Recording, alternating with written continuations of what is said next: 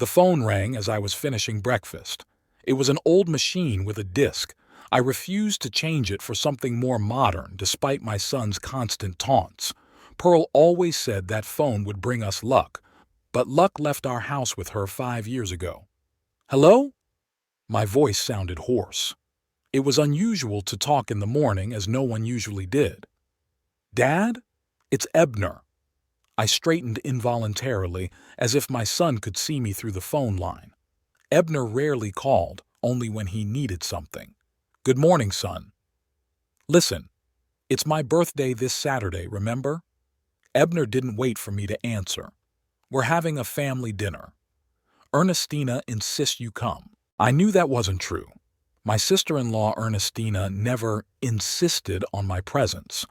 Rather, she was the one who suggested that I not be invited, and Ebner decided that my absence would raise too many questions from the rest of the family. Of course I remember your birthday, I replied. 42 is a good age. 43, Father. I'm turning 43. Oh yes. I'm sorry. I had indeed forgotten. After 60, the years start to merge and the details slip away faster than I'd like. So you'll come? 6 o'clock tonight. I could sense the impatience in his voice. He wanted to get the conversation over with. Of course I'll be there. Can I get you anything? I don't need anything, Ebner said. Just, be on time. I promised not to be late, and we said goodbye. Ebner hung up first as usual. Setting aside my unfinished toast, I looked out the window at the gray April sky of Castleton. Typical weather for our town, neither winter nor spring, as if nature hadn't yet decided what to do next. That's exactly how I've been feeling for the past few years. Being invited to my son's birthday party didn't make me happy, only anxious. The last 3 family gatherings had ended the same way. Ebner would strike up a conversation about my house. It's too big for one person, too expensive to maintain. You could move to a decent senior place where you'll be taken care of. I knew what was behind those words. Ebner needed money. Money from the sale of the house I'd built with my own hands for Pearl 40 years ago. I'd lived in Castleton all my life, 38 years delivering mail on the same streets I grew up on, knew every dog, every wicket, every story behind closed doors. People trusted me with their letters, cards, packages, the little and big joys of their lives. I was part of this town, and the town was part of me. The house on Elm Street was the last thing that connected me to the past, Pearl. With the times when the kids were small and looked at me with respect instead of poorly concealed irritation. I went up to the second floor, to the bedroom I'd once shared with my wife. I opened the closet and took a long look at the dark blue suit I'd bought for Pearl's funeral and had worn only a few times since. I had to see if it was too loose. I'd lost a lot of weight in the last year. It hung next to Pearl's summer dresses, which I'd never gotten around to putting away. Her scent had long since faded, but sometimes I thought I could still smell it, the faint scent of lavender and vanilla. The doctor had said it was normal, that memory could play such jokes. Trying on the suit, I found that it had actually gotten big. The pants were only held on by the belt, and the jacket dangled around my shoulders like a hanger. Pearl would have said I looked like a scarecrow from Farmer Higgins' cornfield. The thought made me smile. I carefully hung the suit back in the closet. Wearing it to my son's birthday party would be weird, too formal. Ebner would probably think I was going out of my mind. As it was, he thought I was almost senile, though I retained my clarity of thought and firmness of hand in my 68 years. I may have forgotten little things, but in the important things my mind remained sharp. On Saturday, I woke up early at first light, a habit developed through decades of postal service. After a breakfast of oatmeal, Pearl always said it was good for the heart, I spent the morning fiddling in the garden. The ground had warmed up enough to plant early vegetables. This year, I decided to try growing broccoli. Pearl loved it, and I never learned how, but the grandchildren, especially the youngest, Lydia, ate it with gusto. By noon, I was done with the beds, and after washing my hands, I made myself a ham sandwich. I turned on the radio, an old model that Pearl and I had bought back in the 80s. It was broadcasting news about some political scandal in the Capitol, but I didn't care much for it. Politics had always seemed a dirty business to me, and in recent years especially so. After dinner, I decided to take a nap. It was going to be a tiring evening. I lay on the couch in the living room, under a picture of Pearl and me in front of Lake Champlain. That trip to Vermont had been our last vacation together, a year before her diagnosis. I woke up to the alarm clock ringing at 4 o'clock. Showering and shaving took half an hour. I'd gotten slower with age, though I'd never admit it. I chose the dark brown slacks and plaid shirt Pearl had given me for our last Christmas together. I decided not to wear a tie. Ebner would find something to complain about anyway. At 5 o'clock I was ready, but it was too early to go out. Ebner's house was on the other side of Castleton, in a new neighborhood where young families with money were settling. 20 minutes by car, no more. I sat in the chair by the window, the same one where Pearl liked to knit in the evenings, and looked out at the street where the neighborhood kids were playing. My kids used to run down that street too, once upon a time. Willow was always serious, responsible, like a little adult. Ebner, on the other hand, was loud and demanding. Pearl said he'd inherited my stubbornness, but I saw him more as my father, a man who always knew what he wanted and wasn't shy about taking it. At 15 minutes past 6, I left the house, locking the door carefully. My old Ford started on the third try, another reason for Ebner's taunts. "You're driving scrap metal, Father. It's dangerous. One day it's going to stall in the middle of the road, and what are you going to do?" But the car was reliable despite its age, and so was I. The drive to my son's house was familiar but unpleasant.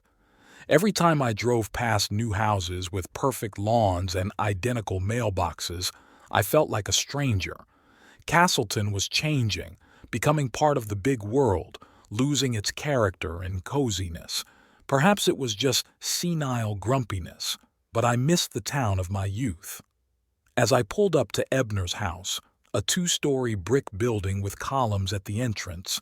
Why do you need columns in Castleton, where the tallest building is the 3-story City Hall? I noticed several unfamiliar cars, so there would be other guests. This reassured me a little. With strangers around, Ebner was unlikely to press me with his ideas about selling the house. I parked behind a silver minivan that looked like it belonged to Willow and her husband Dexter. So Ebner's sister was already here. We hadn't seen each other much lately.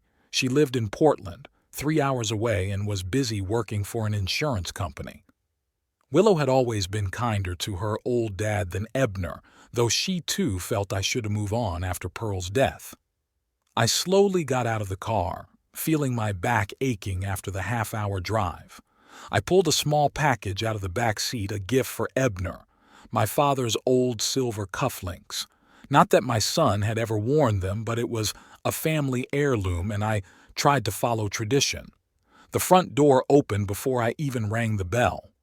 On the doorstep stood Lydia, my 10-year-old granddaughter, with a wide smile exposing her new adult teeth, still too big for her baby face. "Grandpa!" She threw herself around my neck, almost knocking the cane out of my hand. I hugged her with one arm, feeling the warmth and sincerity that was so lacking in relationships with adult children. "Hello, Lydia. How is my favorite granddaughter?" "I'm your only granddaughter, Grandpa," she laughed, taking my hand and leading me into the house. In the spacious hallway smelled something spicy and sweet. Probably Ernestina was preparing her special apple pie. There were voices and muffled laughter coming from the living room. Lydia tugged at my sleeve. "You know what, Grandpa? I've lost another tooth. Look!" She opened her mouth wide, showing the empty space between her bottom teeth. "Has the tooth fairy come yet?" I asked, taking off my jacket. "Dad, stop filling her head with those fairy tales." Ebner appeared in the living room doorway, tall with a noticeable gray in his hair but still slim and trim. "Hello, Father, you're just in time." He said it as if he expected me to be late. I nodded, handing him the package. "Happy birthday, son." Ebner took the gift with a barely perceptible grimace. He'd never been able to hide his emotions, even as a child. "Thank you," he said without much enthusiasm. "Come on in. Everyone's already gathered." I followed him into the living room where the sofas and armchairs were filled with guests. Willow immediately came up to meet me, giving me a hug and a kiss on the cheek. She smelled like some kind of expensive perfume, not like Pearl, who preferred plain lavender water. "Papa, I'm so glad to see you." Her eyes, so like her mother's, glowed with genuine warmth. "You look well." It was a lie, of course. I knew what I looked like. Old, thin, with wrinkles that had gotten deeper since Pearl's death. But a lie like that felt good. "You too, daughter," I replied, and it was the truth. Willow had always been beautiful, even as a teenager, when most kids go through an awkward phase.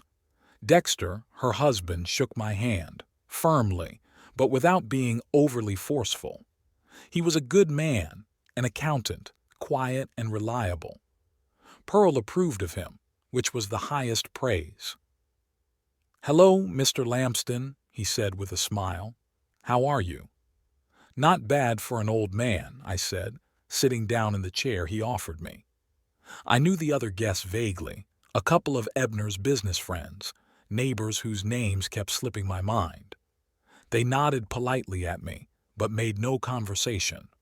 I was a stranger at this party, despite my family ties. Ernestina appeared from the kitchen, wiping her hands on her apron. My sister-in-law was an attractive woman, not a beauty but with correct features and a good figure, which she had retained after 2 pregnancies. Her brown hair was gathered into a neat bun, and a polite smile played on her lips that didn't reach her eyes. "Hello, Ward." She never called me daddy or father, only by my first name, as if I were just an acquaintance, not her husband's father. "I'm glad you could make it." I nodded, accepting the wine glass she held out to me. "Thank you for the invitation, Ernestina. It's always so cozy at your place." That was a lie, too. Ebner and Ernestina's house was never cozy. Too perfect, too sterile, like an interior design magazine. Not a single book out of place, not a single picture that wasn't perfectly aligned. Pearl called homes like this unlivable. Grandson Toby, Ebner's 14-year-old son, slipped into the room and sat silently in the corner with his phone in his hands. I waved at him, but he pretended not to notice. At his age, it probably wasn't cool to hang out with his grandfather. Dinner passed in a tense atmosphere. I tried to be polite, answering questions about my health and how I was coping alone in such a big house. Ebner and Ernestina often glanced back and forth as if they were having a silent conversation. I noticed Willow frown when Ebner mentioned my house for the 3rd time. After the main course, a superb roast duck with oranges, Ernestina brought out a cake. 43 candles created a near-fire hazard, but Ebner pulled it off, blowing them all out with one mighty exhale. The guests applauded. "Before we cut the cake," Ebner said, standing up with a glass of wine in his hand, "I have some news to tell you. Some of you already know, but for the rest of you, it will be a surprise." He looked at me and I felt an unpleasant chill. This is it, I thought. Now he's going to start talking about my house. My printing company, Lamston Print, has been offered a major contract with the Royal Comfort Hotel chain. That means we'll have to expand. New equipment, more staff, maybe even a new premises. The guests hummed approvingly. Ebner raised his hand, calling for silence. Of course, that requires investment. I've applied to the bank for a loan, and preliminary approval has been received. But, he looked at me again, the bank requires additional collateral, something more substantial than our house, which is already mortgaged. I felt everyone's eyes turn to me. Willow shook her head slightly, a barely perceptible movement, but I could tell she didn't approve of what her brother was about to say. "Father," Ebner turned to me fully, "Ernestina and I have been thinking about your house on Elm. It's big, old, needs constant upkeep. It's hard for you to handle it alone." "I can handle it," I said quietly but firmly. "Of course you do." Ebner smiled, the condescending smile I hated. "But we're all worried. What if you fall? What if there's a fire? You're far away from us. We won't be able to get here quickly." I wanted to say that they don't come anyway, even when I ask, but I kept silent, not in front of guests. "What's your point, Ebner?" I asked, even though I knew the answer perfectly well. "We found a great place in Sun Valley. It's a new senior complex on the outskirts of town. They have medical staff, a common dining room, even a swimming pool. And most importantly, you'll be among people your own age, not alone." "I don't want to live among people my own age," I replied. "I want to stay in my house." Ebner sighed as if he were explaining something to an uncomprehending child. "Father, be reasonable. If you sell the house, you'll have enough money to live comfortably in Sun Valley for the rest of your life, and there'll be enough left over for, other things." "Your business?" I finished for him. There was an awkward silence in the room. Willow coughed. "Ebner, can we not do this tonight? It's a holiday after all." My son ignored his sister. "It's a win-win for everyone, Father. You'll be safe, you'll be taken care of, and I can expand the business, secure a future for my children, your grandchildren. Isn't that what Mom would have wanted?" Mentioning Pearl made me angrier than any manipulation I'd ever experienced. "Don't you dare say what your mother would have wanted," I said, feeling my voice shake. "Pearl would never approve of me being evicted from the house I built for her." "No one is talking about eviction," Ernestina intervened in her soft but insistent voice. "It will be your voluntary decision, Word, for your own good." I looked at her, then at Ebner, and suddenly realized that they had already decided. They were just waiting for me to agree so they could act. They'd probably already done the paperwork and booked a place at Sun Valley. "I need to think about it," I said, rising from the table. "It's a big decision." "Of course, Father," Ebner smiled, but his eyes remained cold. "Think about it. But not for too long. The bank gave us 2 weeks to provide collateral, or the contract would go to a competitor." I nodded, not trusting my voice. Willow threw her brother a judgmental look but remained silent. Dexter looked down at his plate, clearly uncomfortable. The guests looked at each other, unsure how to react to the family scene. Ernestina, who was always good at smoothing over sharp edges, clapped her hands together. "And now the cake. Who wants a piece?" The conversation moved on to other topics, but the tension remained. I sat in silence, picking the cake with a fork which I could not taste.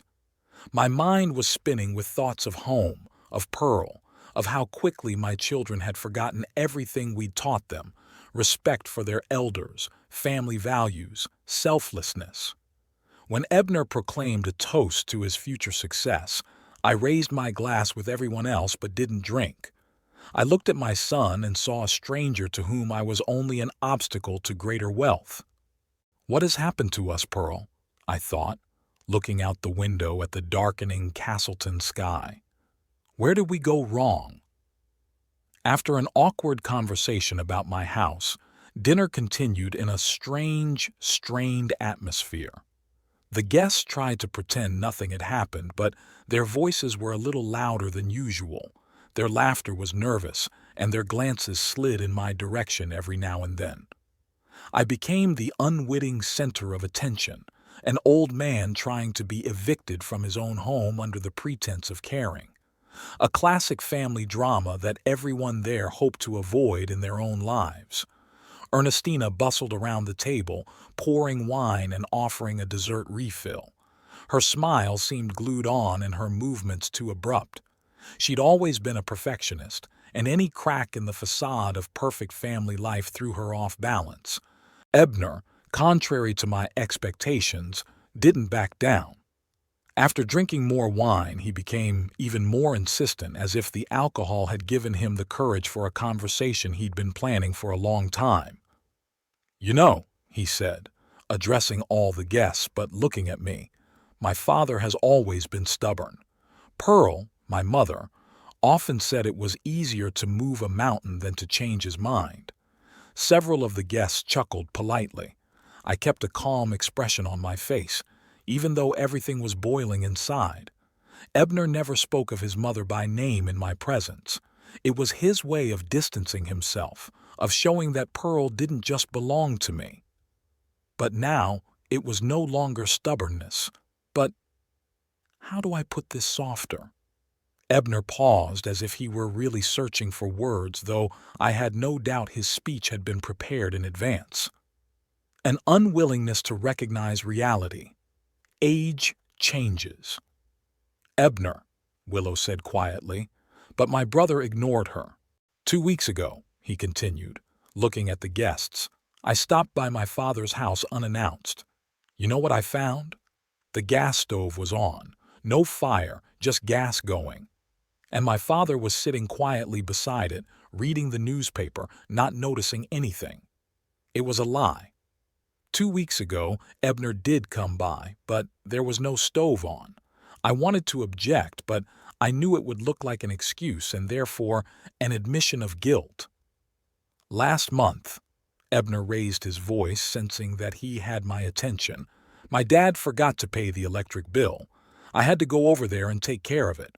And before that, there was the story of the forgotten keys. I did miss the electric bill, the only time I've missed it in years. But it wasn't because of forgetfulness, it was because I was in the hospital with pneumonia. Ebner didn't mention it. Son," I finally interrupted him, trying to speak calmly, "I appreciate your concern, but don't exaggerate." "Exaggerate?" Ebner threw up his hands. "Dad, you don't realize what's going on. That's normal at your age, but we, your family, can see that you're not the same." "What am I supposed to be like at 68? I asked, feeling the muscles in my face tense with restrained anger. Ebner smiled indulgently. "That's exactly what I'm talking about.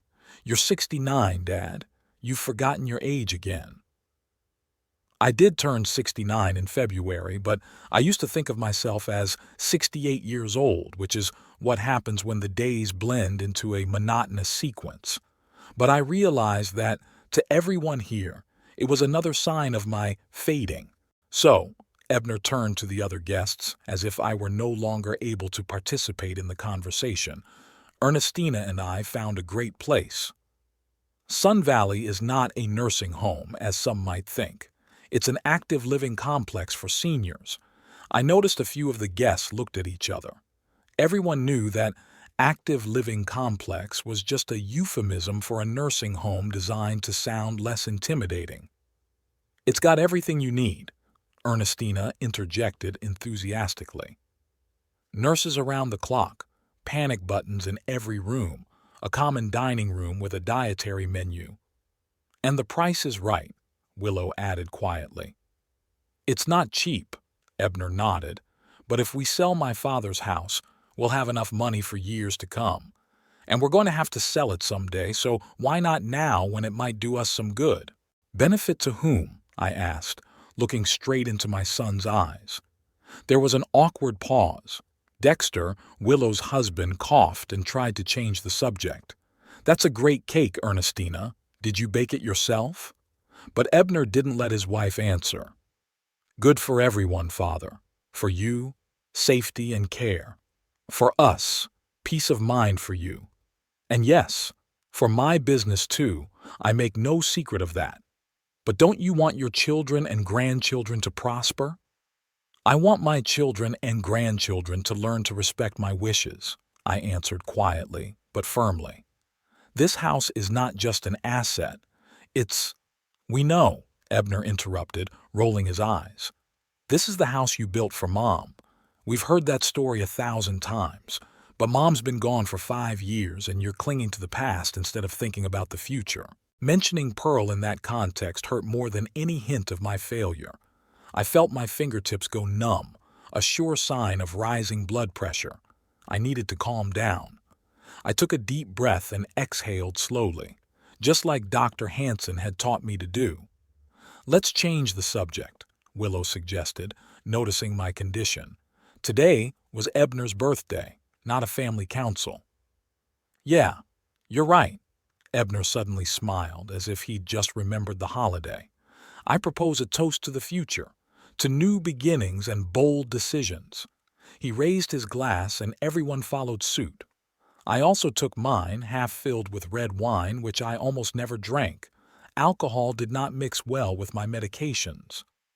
"To the future," the guests repeated in a discordant chorus and sipped from their glasses. I had just brought my glass to my lips when I noticed a strange movement out of the corner of my eye.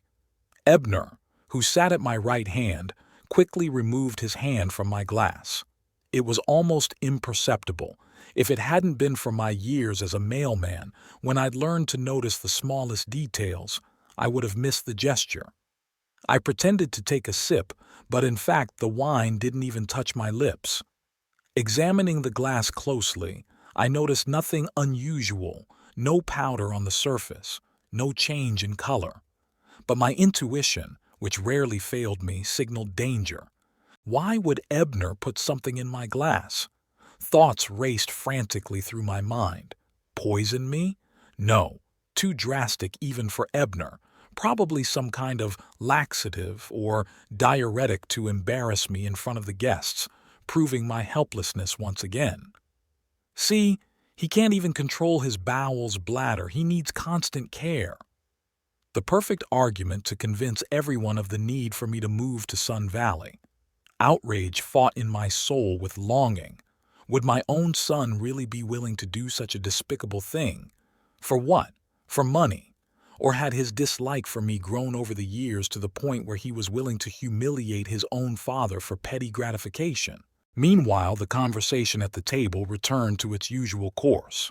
They discussed the latest city news, children, politics, all the safe topics that usually come up at family dinners. I barely participated, pondering what to do next.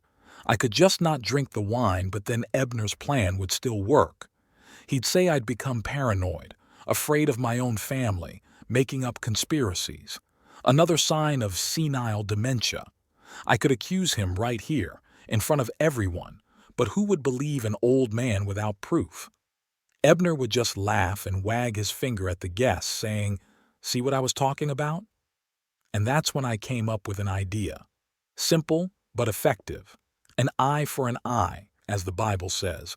If Ebner wants someone to be embarrassed today, it shouldn't be his father. I waited until everyone was engrossed in a story one of Ebner's friends was telling. Something about a fishing trip and a giant trout that had fallen off the hook, a common tale that fishermen have been repeating since time immemorial. Everyone looked at the narrator, who was gesticulating vigorously in the center of the table, mimicking the size of the non-existent fish. Taking advantage of everyone's attention to the story, I discreetly switched my glass with that of Ernestina, who was sitting to my left. It wasn't difficult. The glasses were close, and I just had to make a quick movement before anyone looked in my direction. My conscience pricked me. Ernestina didn't deserve to be the victim instead of me. But then I remembered all her cold looks, all the time she'd supported Ebner in his efforts to get rid of me, all the time she'd kept the grandkids from visiting their grandfather, citing my tiredness. She was an accomplice, not an innocent victim. And then I say to him, "Frank, either you pull that fish out now or I'm going to push you into the lake," finished the narrator to general laughter. Ebner raised his glass. "To fishing stories that never change." Everyone drank again. I took a sip from Ernestina's glass, feeling the slight bitterness of wine on my tongue. I didn't notice any foreign flavor. Whatever Ebner had spiked it with was well dissolved and tasteless. Probably a laxative then. I wondered how fast it would take effect. Ernestina drained the glass almost to the bottom. She always drank faster than a lady should, as Pearl had said. I noticed that Ebner cast a quick glance at me, checking that I had drunk my wine. When he saw the nearly empty glass in my hand, he smiled slightly with the corner of his mouth, a smile I remembered from his childhood when he'd successfully put a frog in his sister's bed or hidden my glasses. The conversation continued. Willow talked about her new position at the insurance company, how she and Dexter were planning to go to Europe this summer. Ebner inserted comments about his business, hinting at a big contract that would soon change their lives for the better. The usual talk of ordinary people dreaming of more. I watched Ernestina trying to do so discreetly. About 15 minutes after she drank the wine, a strange expression appeared on her face. She turned pale and swallowed several times, as if trying to cope with nausea. "Ernestina, are you okay?" Willow asked, the first to notice the change. My sister-in-law smiled weakly. "Yeah, it's just something—" She didn't finish her sentence and huffed. She didn't finish the sentence and pressed her hand to her stomach. "Honey?" Ebner turned to his wife, sincere concern in his voice. Ernestina tried to answer, but instead of words, a low moan escaped her lips. She stood up abruptly from the table, knocking over her empty glass. "Excuse me, I have to—" and without speaking, quickly left the dining room. There was silence at the table. The guests looked at each other, not knowing how to react. Ebner frowned. "It must be a stomach thing. She's been cooking all day, hardly eating anything. Maybe she needs some help?" Willow suggested, half rising from her seat. "I'll check," Ebner said and followed his wife out. The guests looked around awkwardly. Some offered more wine. Others talked about the weather, the usual reaction of people who didn't know how to behave in an awkward situation. I sat in silence, trying to keep a neutral expression on my face. There were conflicting feelings inside me, satisfaction that Ebner's plan had failed, and shame that I had done that to Ernestina. What would Pearl say when she saw such petty vengeance on my part? Ebner returned a few minutes later, his face expressing a mixture of concern and irritation. "Ernestina is not well," he announced. "She apologizes, but she won't be able to return to the table." "What's the matter with her?" Dexter asked. "Should we call a doctor?" No, Ebner answered quickly. "It's just an upset stomach. It happens." He gave me a strange look, like he was trying to figure something out. I pretended to be concerned. "I hope it's nothing serious. Maybe it's something to do with the food." "Everyone ate the same thing," Ebner said, "and no one else got sick." "Maybe allergies?" suggested one of the guests. "My sister can't stand shellfish, and she gets the same twinge." "Ernestina isn't allergic," Ebner shook his head. "Probably just overworked with the holiday preparations." The conversation gradually returned to its previous course, but the atmosphere had changed. Without the hostess, the party seemed to have lost its center. The guests began to look at their watches and whisper. One of the neighbors was the first to apologize and began to say goodbye, referring to the need to get up early tomorrow. He was followed by the others. I, too, decided it was time to leave. After thanking Ebner for the invitation and wishing Ernestina a speedy recovery, through the door she never came out of the bathroom, I headed out. Willow volunteered to walk me to the car. "Are you okay, Dad?" she asked when we were alone in the driveway. "This talk about the house. Ebner shouldn't have brought it up today, not in front of everyone." "I'm fine," I answered, though it wasn't entirely true. "Don't worry about me." "I am worried," she put her hand on my shoulder. "You're still my daddy, and I want you to be happy. But Ebner's right in his own way, too. This house is too big for you alone." "Don't start, Willow," I pulled away gently. "Not tonight." She sighed. "Okay, but promise me you'll at least think about it. Not about the nursing home, but maybe a smaller apartment or moving in with me and Dexter. We have a guest room with a private bath." "I'll think about it," I promised, knowing I wasn't moving anywhere. My house was the last thing that connected me to Pearl, to our life, to a past that was becoming more and more blurred by the day. Willow hugged me goodbye, and I smelled her perfume, not at all like Pearl's, but somehow it reminded me of her. Maybe because there was the same tenderness in her daughter's gesture that I remembered in my wife's touch. I was just getting into the car when the front door of the house opened abruptly and Ebner appeared on the doorstep. Even in the darkness, I could see that his face was contorted with anger. "Dad!" He walked quickly to the car, ignoring Willow, who was still standing nearby. "What did you do? What are you talking about, son?" I tried to make my voice sound innocent and surprised. "Don't pretend!" Ebner was almost shouting. "Ernestina is very sick. What did you put her on?" Willow gasped. "Ebner, what are you talking about? Daddy didn't slip her anything." "Then why did she lock herself in the bathroom with—" He paused, apparently aware of his sister's presence, and continued in a quieter voice. "With an upset stomach. What is that but poisoning?"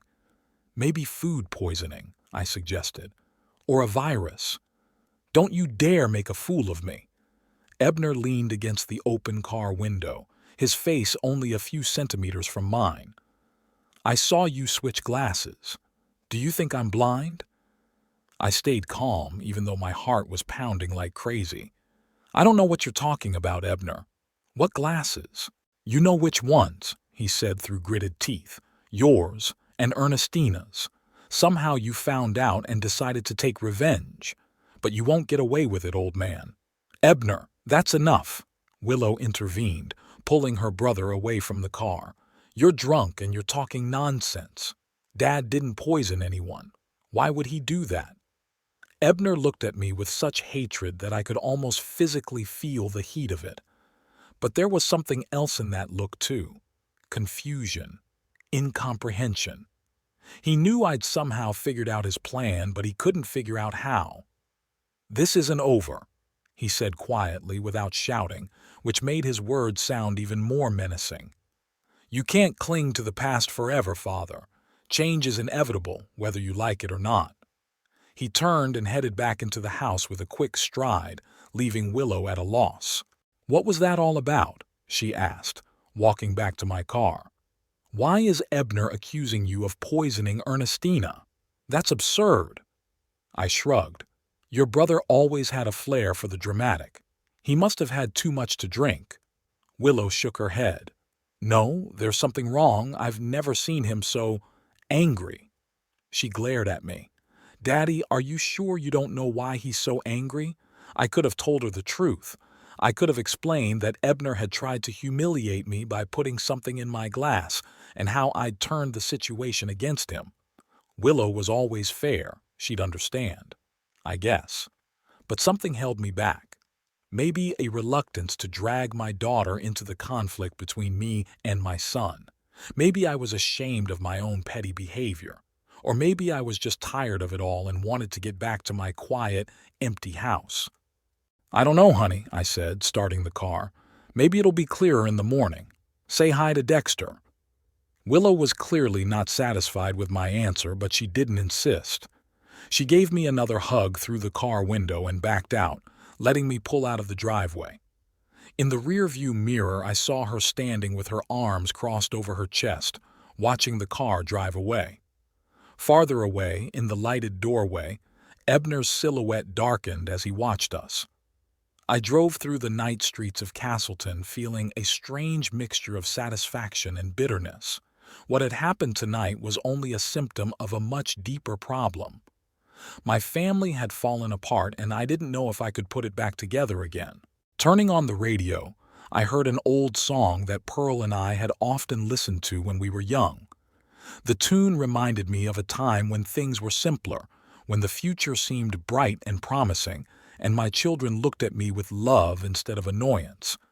"What happened to us, Pearl?" I thought again, gazing down the dark road. "Where did it all go wrong?"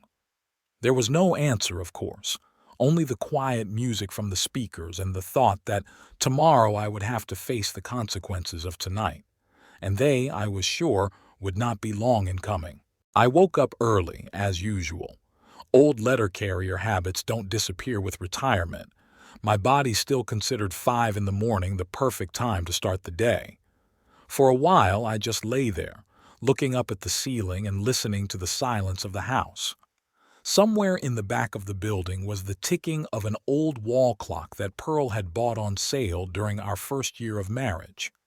Outside, the birds were chirping softly. The spring was gaining strength in spite of all the hardships of human life. The events of last night came back to me in all their unpleasant details. Ebner's attempt to put something in my glass, my retaliatory maneuver, my son's angry accusations in the driveway, Willow's confused face. None of this boded well. I rose slowly, feeling my joints aching. Age was taking its toll, though I'd fought it diligently, doing the set of exercises Dr. Hansen recommended every morning. Stretching, a few light squats, back exercises. Nothing complicated, but enough to keep my body in working order. Breakfast was modest, oatmeal with dried fruit and a cup of strong tea. Pearl had always insisted on a full breakfast of bacon and eggs, but since her death, I'd gradually switched to simpler food. I didn't see the point in cooking something complicated just for myself. I was just finishing the dishes when the phone rang. The hands on the clock read 7:30, too early for a normal call. I knew immediately who it was. "Hello," I said, wiping my hands with a kitchen towel. "Are you happy with yourself?" Ebner's voice sounded hoarse, like he'd been up all night. "Good morning, son," I said calmly. "To what do I owe this early call?" "Don't pretend you don't understand." I could hear the fury in his voice. "Ernestina spent the whole night in the bathtub. She's still turning inside out. I took her to the hospital at 3 in the morning. I felt a pang of guilt. I didn't expect it to be this serious. What was Ebner going to slip me if I reacted so strongly?" "I'm sorry to hear that," I said sincerely. "What do the doctors say?" "Acute stomach upset of unknown etiology," Ebner hissed. "But you and I know what it is, don't we? What did you put in her wine?" "I didn't put anything in her wine," I said firmly, "and I think you know that very well." There was a heavy pause on the line. I could almost hear Ebner gritting his teeth, trying to decide whether to persist or admit the truth. "You switched glasses," he finally said, quieter, without the aggression of before. "I saw it." "Suppose so." I didn't deny it. But what was in Ernestina's glass was meant for me, and we both know who put it there. There was silence again, longer this time. When Ebner spoke, his voice sounded tired and detached. "It was a harmless laxative, just to embarrass you a little in front of the guests and make you realize you can't live alone. No harm to your health." "Harmless?" I couldn't believe my ears. Ernestina had to be taken to the hospital. "Maybe she's allergic," Ebner snapped. "Or maybe you'd gotten it wrong and slipped her something of your own. You haven't been yourself lately, Father." I took a deep breath, trying to stay calm. Ebner had always been like that. Even as a child, he'd never admitted his mistakes, always found a way to put the blame on others. "Anyway," I said, "I hope Ernestina feels better soon. Give her my apologies." "Apologize?" Ebner grinned bitterly. "Do you really think a simple sorry is going to be enough, after what you did?" "What did you expect after what you planned to do?" I asked quietly. "This is different." He sounded absolutely convinced that he was right. "I did it for your own good. You're a stubborn old man who can't see the obvious. You need help. You can't live alone. And the best way to convince me of that is to put laxatives in my glass?" I shook my head, even though Ebner couldn't see it. "Son, I'm disappointed." "Don't you dare call me that," he suddenly exploded. "Don't you dare pretend to be a caring father. Where was your concern when I really needed it? When Ernestina and I were trying to buy a house and the bank refused us a loan because of my credit history? When my printing company was on the verge of bankruptcy the first year? When Toby needed surgery and our insurance didn't cover all the costs?" I was silent, stunned by this sudden flood of accusations. Some of it was fair. I wasn't always there when I was needed. Being a mailman was time-consuming, and I often missed important moments in the children's lives. But the other part was a clear exaggeration. I helped Ebner with a down payment on a house, acted as a guarantor on his mortgage despite his bad credit history. I'd given money for Toby's medical treatment, even though Ebner later insisted it was a loan and returned the entire amount, refusing to accept the help. "I've always tried to help you, son," I finally said, "but you always wanted more." "That's enough," Ebner cut me off. "I didn't call to get into a fight. I just wanted you to know this isn't over. What you did to Ernestina, I won't forget it." And he hung up without waiting for me to answer. I slowly put the phone back on the lever, feeling my hands shaking. Anger, resentment, disappointment all mixed up in my soul. But strongest of all was the bitterness of realizing how deep the gulf between me and my son was. Once I held him in my arms, taught him to ride a bike, helped him with his homework. Now he looked at me as an obstacle, as a problem to be solved. To distract myself from the heavy thoughts, I decided to check my email. This had always been a challenge for me. Computers came into my life too late, when the habit of paper letters and face-to-face communication was already deeply ingrained. But Pearl insisted that I learn to use email. "Otherwise, you'll fall behind in life, Ward," she used to say. The old computer stood in the small room that Pearl and I called the study. It had once been a nursery, and then, as the children grew up and moved away, we had converted it into a place to store important documents, photo albums, and other family heirlooms. The computer booted up slowly with a distinctive hum that reminded me of the old mail machines in the office. When the desktop finally appeared, I launched the browser and entered my email address. The login and password were stored in a small notepad next to the monitor. I couldn't remember them no matter how hard I tried. The mailbox was full. The last time I'd checked it was months ago, and since then I'd accumulated a lot of mail, mostly advertisements and newsletters I'd once subscribed to and didn't know how to unsubscribe. But among them were some important messages. From the bank, from the insurance company, from the municipality. I began to go through them methodically, deleting the unnecessary ones and keeping the important ones. Suddenly my eye caught a familiar name, First National Bank of Castleton, the same bank where I had an account and where, I recalled, I had guaranteed Ebner and Ernestina's mortgage 3 years ago. It was shortly after Pearl's death. Ebner and his family were living in a small apartment on the outskirts of town at the time, and an opportunity came up to buy a house in a new neighborhood. Because of a failed business project when he was younger, Ebner had a bad credit history, and the bank refused to give him a mortgage without a guarantor. I agreed to help. It seemed like the right thing to do, a way to support my son during a difficult time. Pearl would approve. I opened the letter from the bank. It was dated last month and contained a quarterly report on the status of the mortgage loan on which I was guarantor. Everything looked fine. Ebner and Ernestina were making regular payments. There were no late payments or other problems. But there was a strange line at the end of the report, mention of an additional loan tied to the same collateralized property. The loan was arranged a month ago. The amount was significant, clearly more than needed for household needs, and most surprisingly, I was also the guarantor on the loan. I frowned, trying to remember if I had signed any documents lately. There hadn't been any. Ebner had mentioned the business expansion and the need for collateral at dinner last night, but there had been no mention of the loan being finalized. And I certainly hadn't agreed to be a guarantor. Alarmed, I started looking for other letters from the bank. There were several of them, and they formed an interesting picture. Turns out the bank had been sending me notices about every payment on Ebner's mortgage. Most of them I just hadn't seen since I rarely checked my mail, but they all indicated that my son had been paying faithfully, at least for the last 6 months, which covered the letters I found. And then, about a month ago, there were messages about a new loan. One of them contained scanned copies of documents, and I opened them, feeling anxiety growing. What I saw made me freeze in front of the monitor. The documents bore my signature, or rather, something that was supposed to represent it. but I had never signed those papers. What's more, the handwriting didn't even look like mine.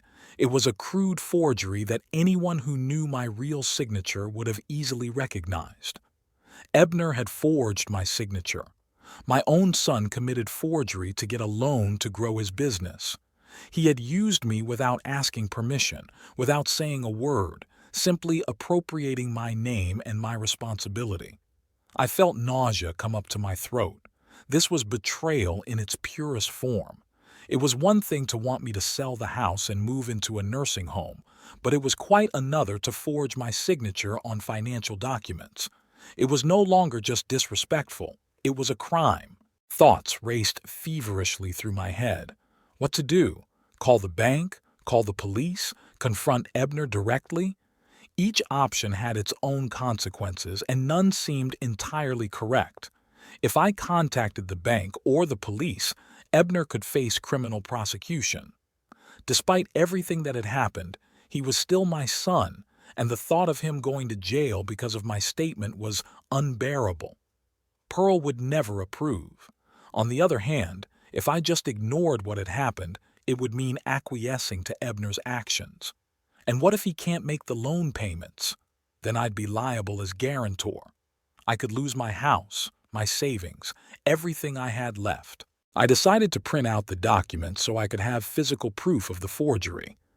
The old printer took a long time to warm up, making whirring and clicking noises before producing the first page. When all the documents were printed, I folded them into an envelope and put them away in the desk drawer where I kept important papers. Then I dialed the bank's number. The phone was answered by a friendly girl who, after listening to my question, connected me to the mortgage lending department. "What can I do for you?" the male voice on the other end of the line asked. "My name is Ward Lamston," I began. "I would like information about a loan where I am a guarantor." The loan was taken out by my son, Ebner Lamston. "One moment, Mr. Lamston." I could hear the computer keys clacking. "Yes, I can see that. Your son has 2 loans with you as guarantor. A mortgage on a house at 15 Maple Street and a business loan from last month. Which one are you interested in?" "I'd like to know the details of the second loan," I said. "The business loan. When exactly was it made? What documents did I sign?" "The loan was approved and disbursed on March 23rd, the clerk replied.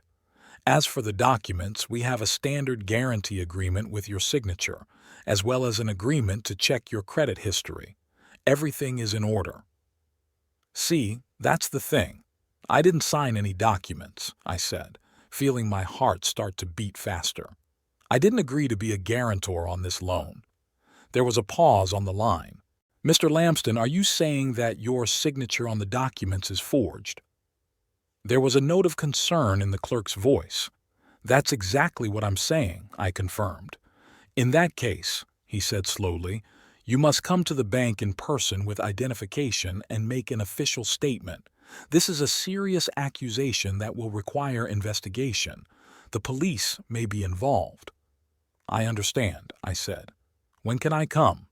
"The bank is open until 6 in the evening, but for such matters it's better to come in the morning when the management of the department is in place." "Say tomorrow at 10 o'clock?"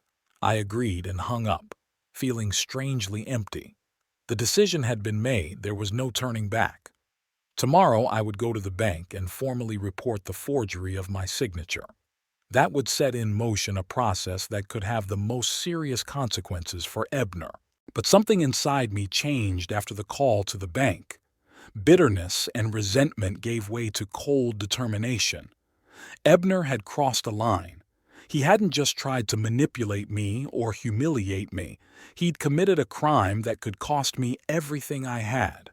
And he'd done it without hesitation, without regret, simply arrogating to himself the right to decide for me. I remembered his words on the phone this morning.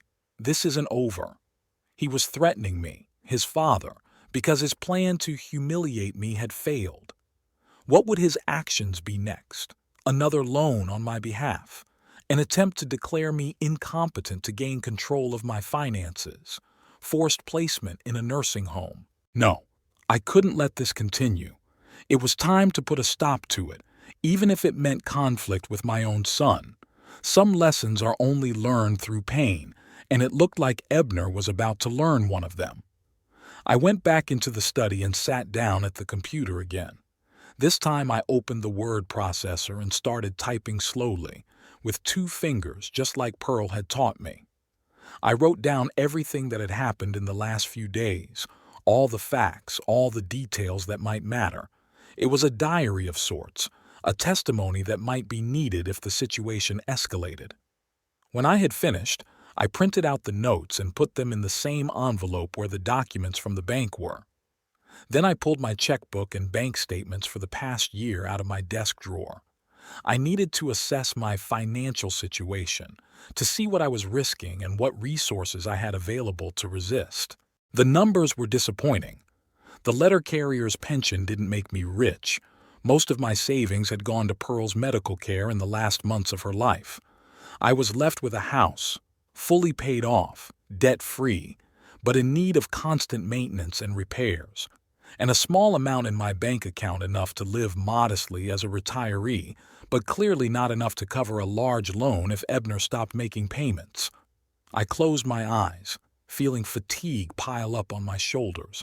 It was all too difficult, too painful. At my age, I would have liked to spend my days in the garden playing with my grandchildren, remembering the life I'd lived with warmth and gratitude. Instead, I found myself caught up in financial fraud and family betrayals. "What would you do in my shoes, Pearl?" I mentally asked, looking at the picture of my wife on the table. She was smiling in the picture, holding a bouquet of wildflowers I had picked for her on our 30th anniversary. Her eyes seemed to look straight into my soul, seeing all the doubts and fears. I knew the answer. Pearl had always been fair, but merciful. She wouldn't let Ebner continue down the path of deceit and manipulation, not out of revenge, but because it would destroy himself.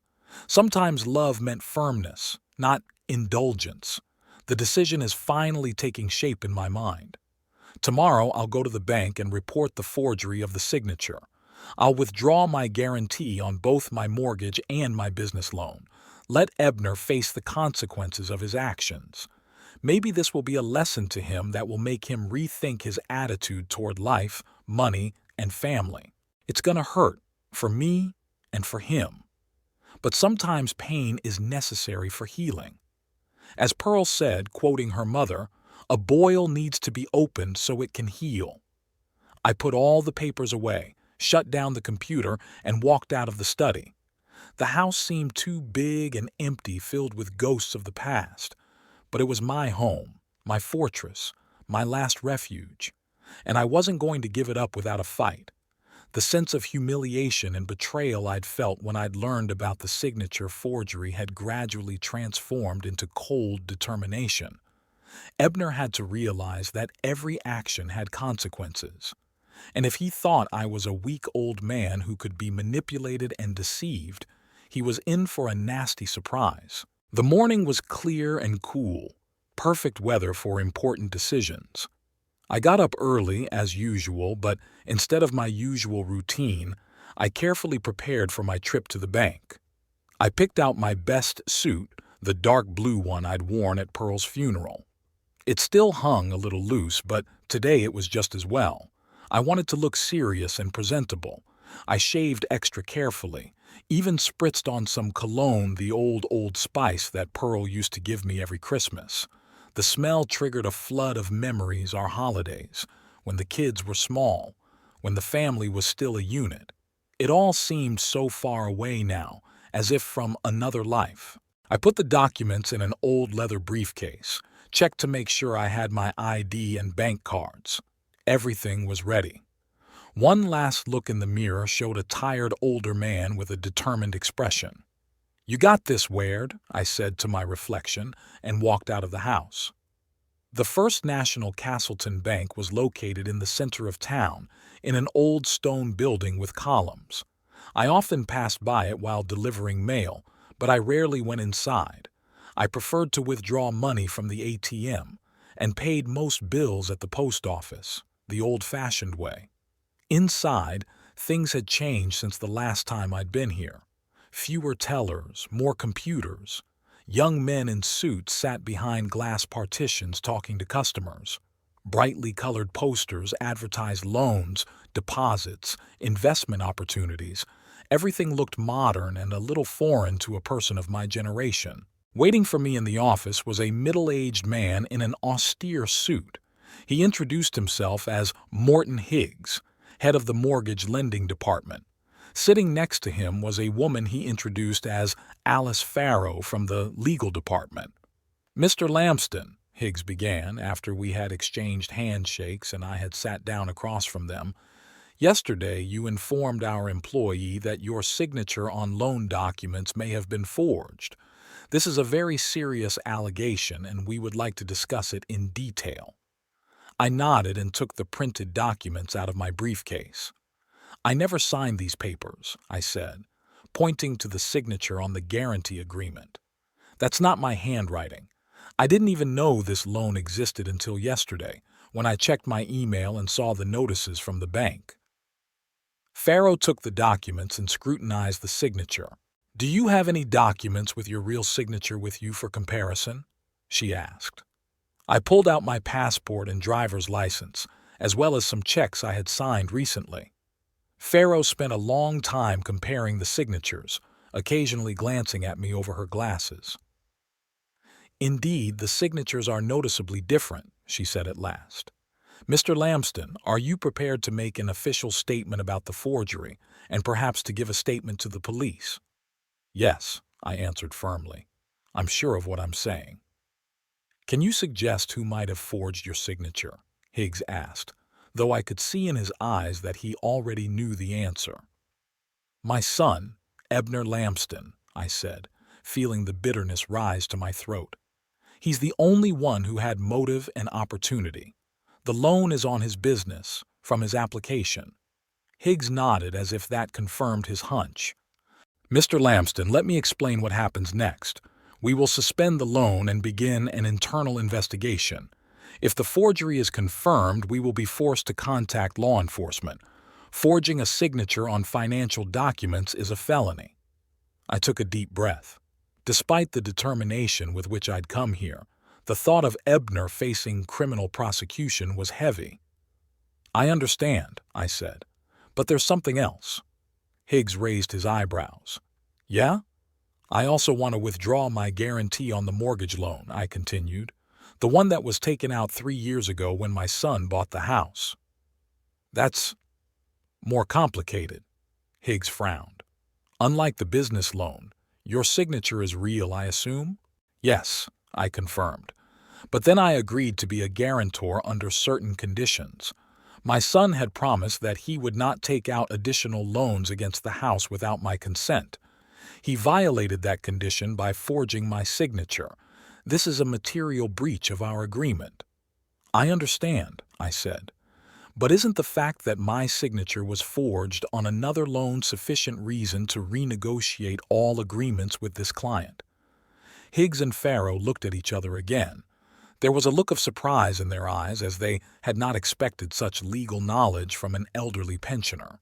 "You're right," Higgs said slowly. "The bank can renegotiate all credit agreements with a client if there is evidence of fraud on his part. But that would have serious consequences for your son, Mr. Lamston.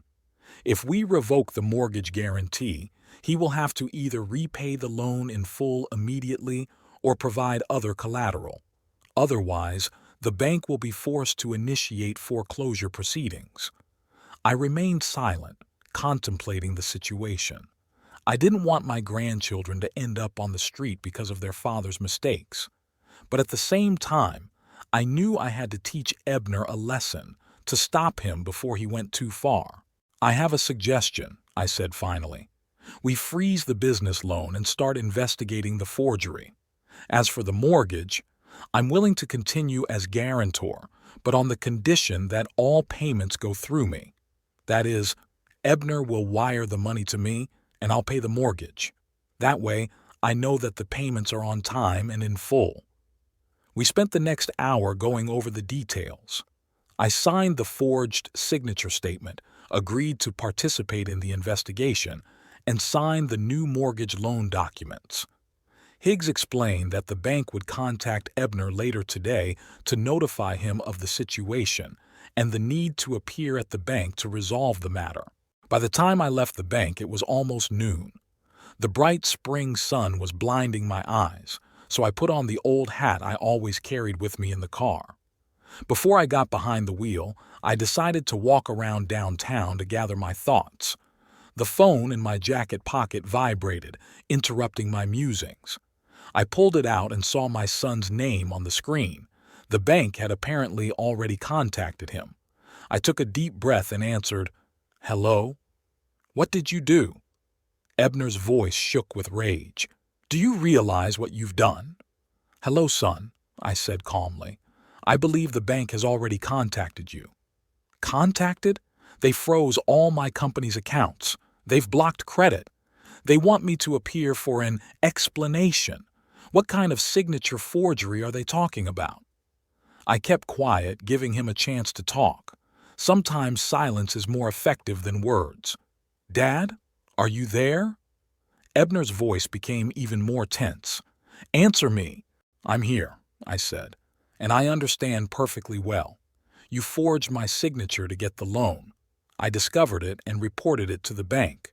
It's all very clear." "Look," he finally said, more calmly, "I admit I was wrong about the signature. It was stupid. But can't you see that this contract is the chance of a lifetime?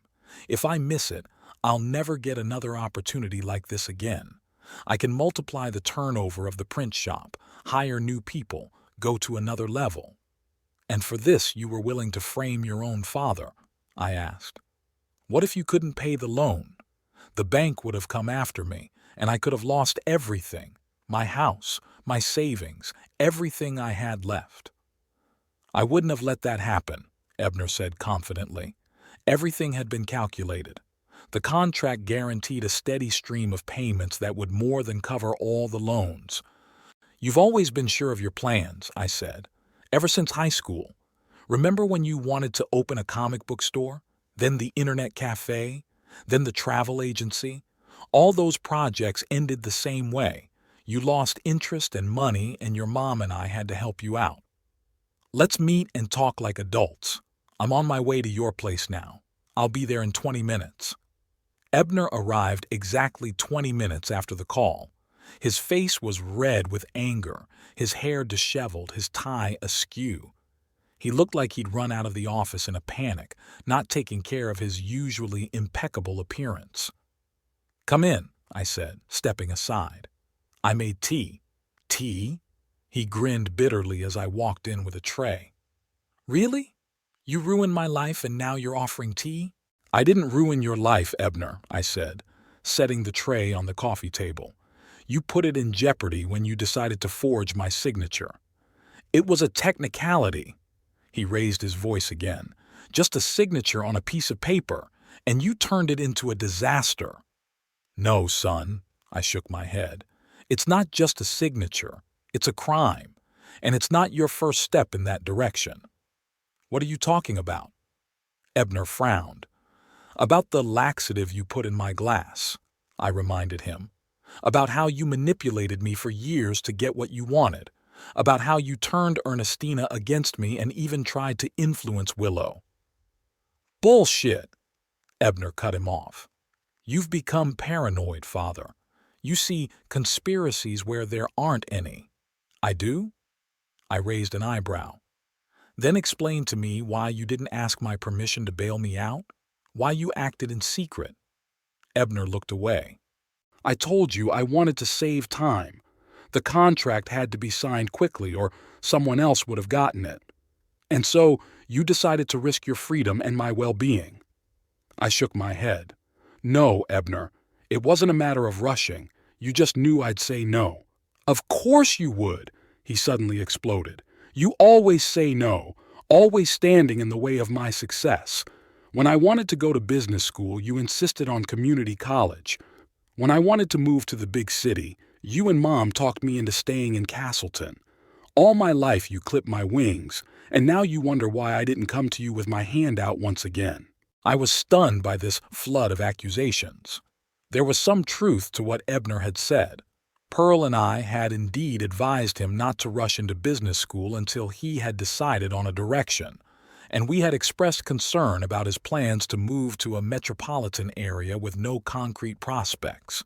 But we did it out of love, out of a desire to keep him from making mistakes, not out of a desire to clip his wings. Mom and I always wanted the best for you, I said quietly. We supported all your endeavors when we saw that you were serious. Remember who gave you the money for your first printing equipment? Who helped with the down payment on the house? And you've been reminding me about it ever since, Ebner muttered. Every time something goes wrong, you remember how much you've done for me.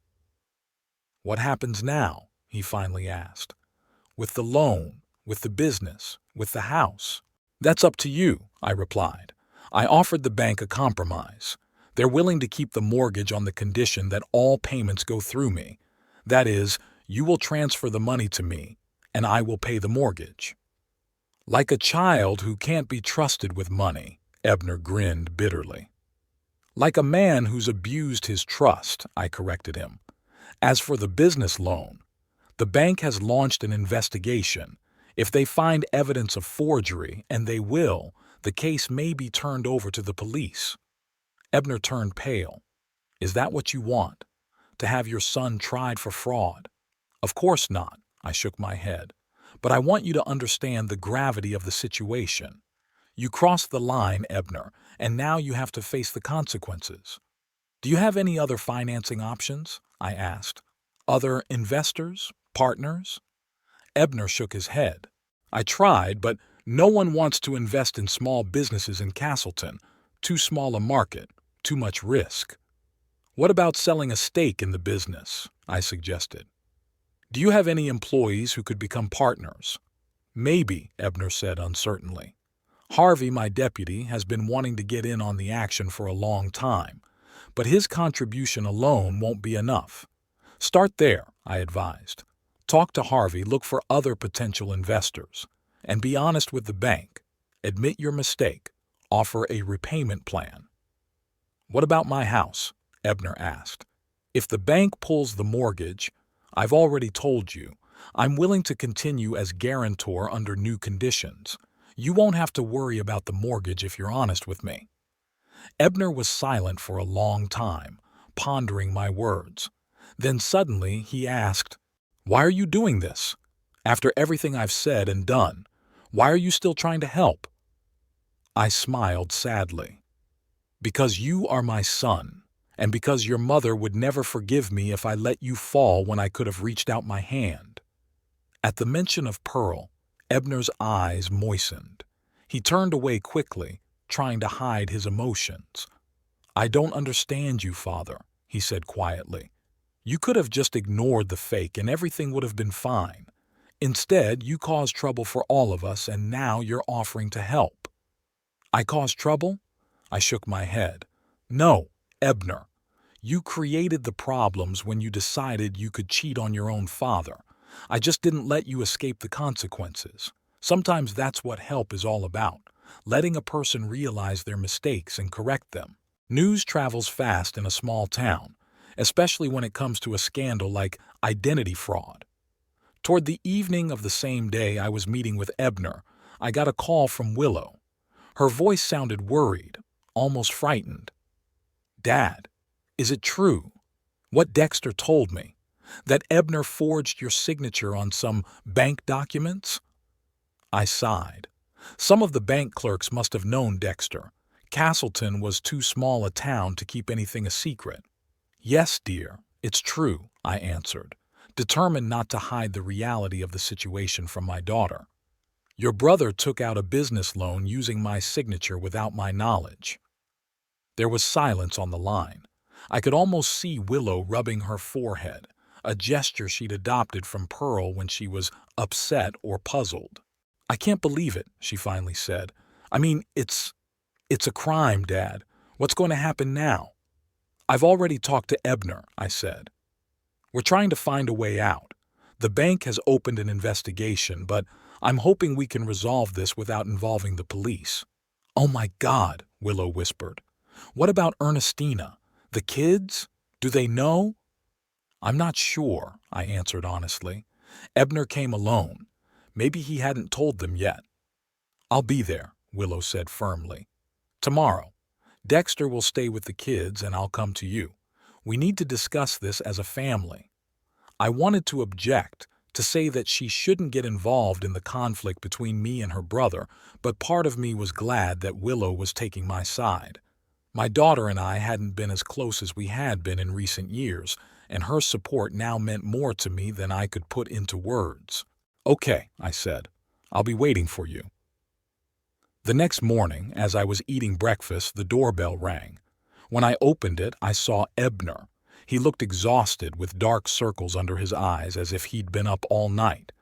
Behind him stood Ernestina, pale and tense. "May I come in?" Ebner asked without his usual assertiveness. I stepped back silently, letting them into the house. We walked into the kitchen where my uneaten oatmeal was still on the table. "Sorry for the early visit," Ebner said, sitting down at the table. Ernestina sat next to him, hands folded in her lap like a model schoolgirl. "Ernestina and I discussed the situation all night and decided to come to you before I went to the bank." I sat down across from them, waiting for them to continue. "I was wrong," Ebner said, looking me straight in the eye. "What I did to the signature, it was unforgivable. And what happened at my birthday party, with the laxative," he shook his head. "I don't know what came over me. I guess I was just, confused." Ernestina put her hand on his shoulder. "We're both confused, Weird," she said, addressing me personally for the first time in years. "Ebner told me everything, about the signature, about the laxative, about your conversation yesterday." I was in shock. I couldn't believe that we'd gotten to this point. I looked at them, not knowing what to say. Part of me wanted to just forget about everything, go back to the way things were. But the other part of me remembered all the years of estrangement, all the small and big betrayals, all the times when Ebner and Ernestina had put their own interests ahead of family ties. "What made you change your mind?" I asked at last. "Yesterday you were ready to accuse me of every mortal sin, Ebner, and today you came to apologize. What happened?" Ebner and Ernestina looked at each other. "The truth," said Ebner. "The truth happened. When I got home yesterday, Ernestina knew right away that something was wrong. I told her about our conversation, about the bank freezing the accounts, about the investigation." He paused, and she asked me bluntly, "Did you really forge your father's signature?" And I couldn't lie. Not to her, not after everything that had happened. Ernestina squeezed his hand. "I was furious," she admitted. "I had never seen Ebner so small. He confessed to everything, not just the signature forgery, but what had happened at the birthday party, how he planned to slip you laxatives to make you feel helpless and agree to sell the house, how he manipulated you for years to get financial support." "And you forced him to come here?" I asked. "No," Ebner shook his head. "It was my decision. After Ernestina expressed everything she thought, we talked for a long time. About us, about our family, about the example we set for our children. And I realized I'd become what I'd always despised, a man willing to betray his loved ones for money." I was silent, trying to comprehend what I had heard. Their sincerity seemed genuine, but I'd known Ebner too long to trust the sudden change without reservation. "What do you want me to do?" I asked bluntly. "Nothing," Ebner answered. "I mean, of course I'd like you to withdraw your statement about the signature forgery, but I realize I have no right to ask you to do so. I'm here to plead guilty and say I'm willing to take responsibility. I'm going to go to the bank and confess." "What about the printing press? The contract?" "I talked to Harvey as you advised," said Ebner. "He's agreed to put up the money and become a partner. It's not as much money as we need, but it's a start. Maybe we can find other investors. And if not, well, we'll have to cancel the contract. It'll be hard, but it's not the end of the world." I looked at my son, trying to see him as the little boy I once taught to ride a bike. That teenager who came to me for advice when he fell in love for the first time. That young man who stood beside me at Pearl's funeral, squeezing my hand tightly when I was ready to break. "I'll talk to the bank," I said finally. "Maybe we can find a solution that won't hurt your reputation or your business, but on one condition." "What's that?" Ebner stepped forward. "No more secrets. No more manipulation. No more trying to control my life or make decisions for me. I'm your father, not an obstacle to your success." Ebner nodded. "I promise. And I'll do anything to earn back your trust, even if it takes years." At that moment, the doorbell rang. I apologized and went to open it. Willow stood on the doorstep with a determined look on her face. "Daddy," she hugged me, "how are you?" Then, looking behind me, she saw Ebner and Ernestina in the kitchen. "Oh, you're already here." "Willow?" Ebner looked surprised. "What are you doing here?" "Same thing you are, I guess," she replied, walking into the house, trying to make sense of this mess. We all sat at the kitchen table for the next hour discussing the situation. Willow was tougher than I'd expected. She wasn't shy about expressing her disappointment with her brother's actions, and she made it clear that she supported me. "You should have thought about the consequences," she said, looking at Ebner. "What if Dad hadn't discovered the forgery? What if you hadn't been able to pay the loan? The bank would have foreclosed on his house, the only thing he had left of his mom." "I know," Ebner replied quietly. "I didn't think about the consequences.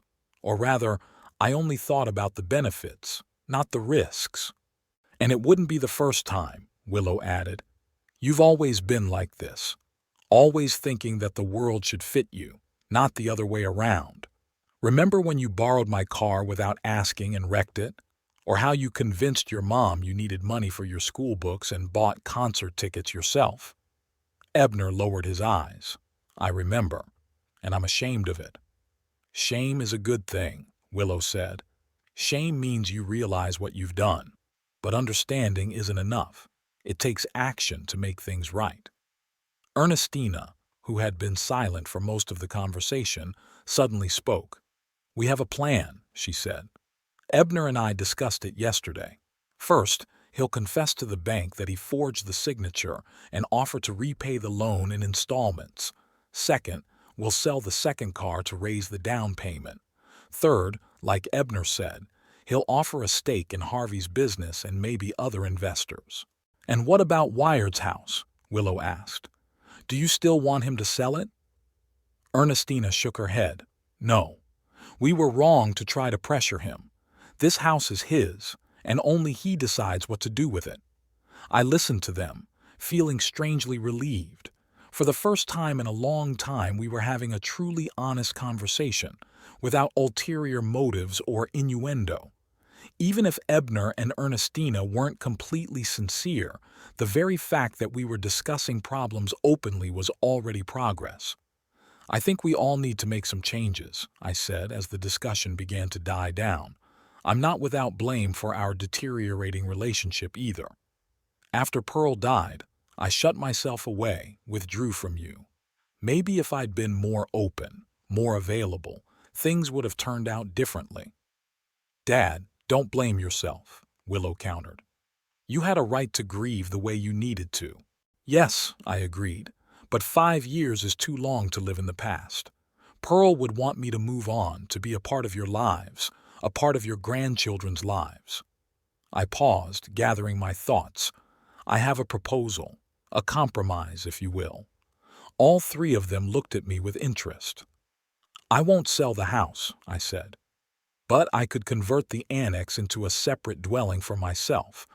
A small apartment with a separate entrance is all I need.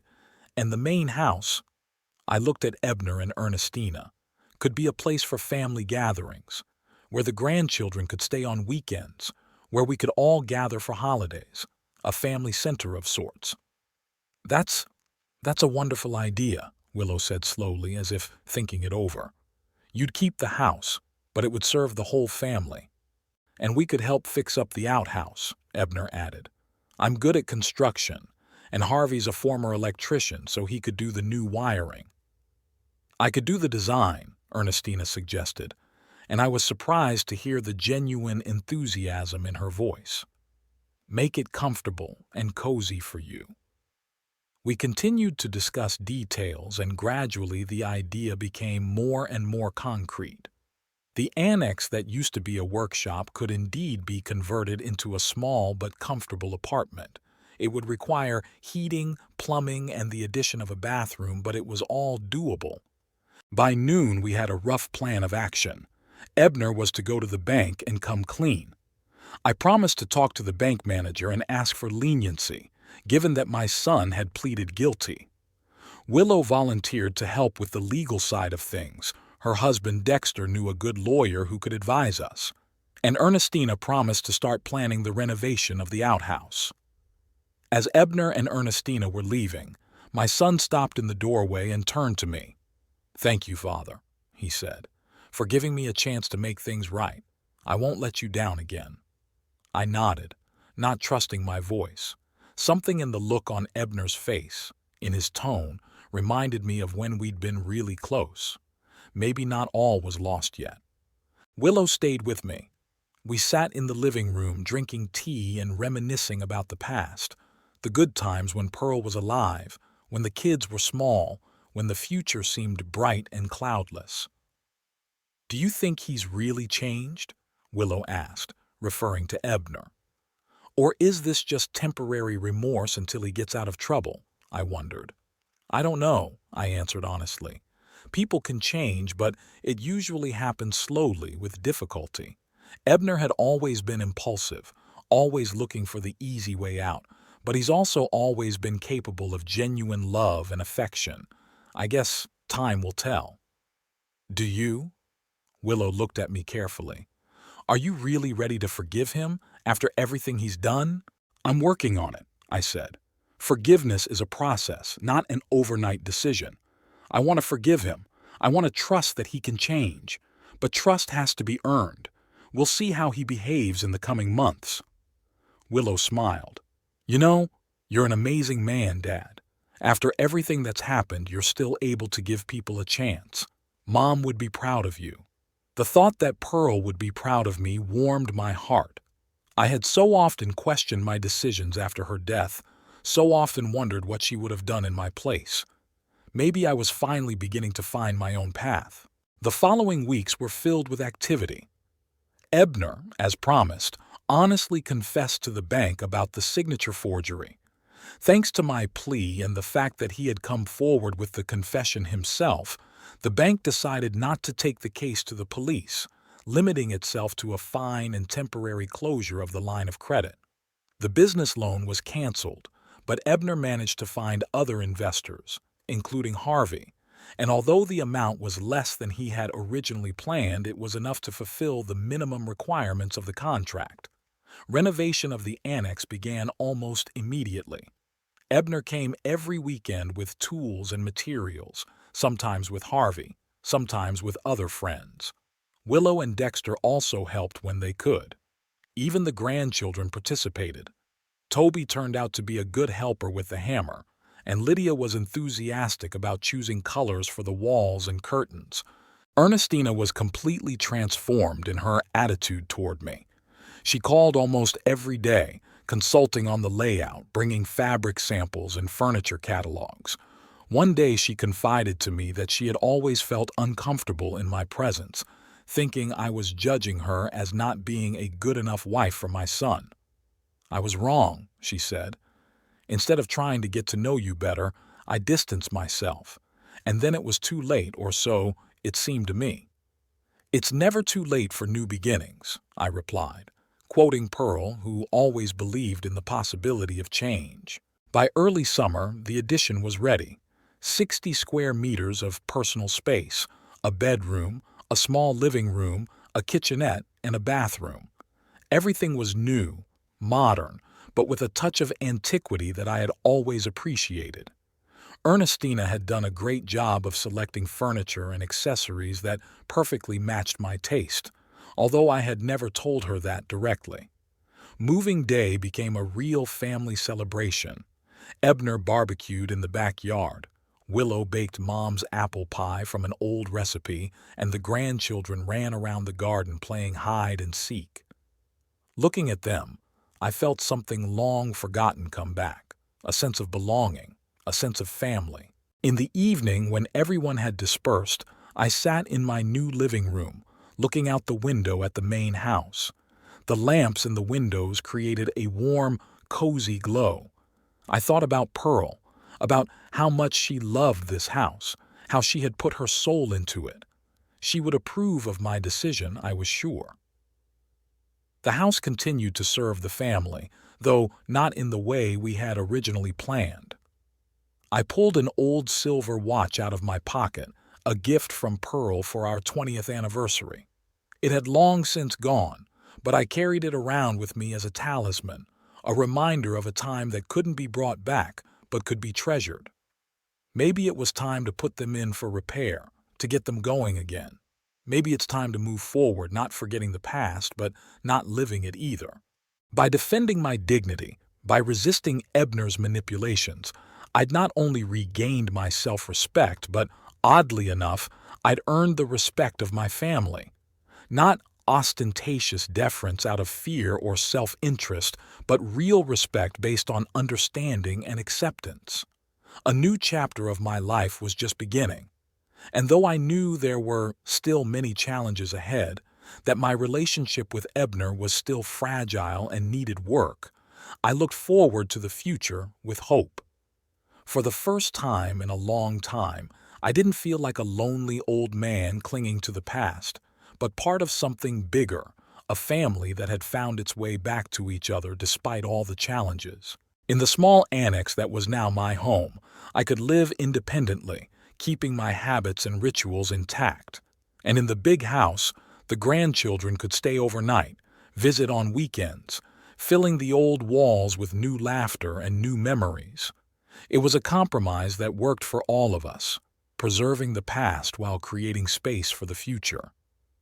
I put the kettle on and pulled out a box of photos I'd moved from the main house, old snapshots, yellowed by time, capturing moments that would otherwise be lost. Pearl, young and smiling with little Willow in her arms. Ebner on his first bike, proud and a little scared. A family picnic by the lake, where we all laugh at some long-forgotten joke. These memories were a treasure that no one could take away from me.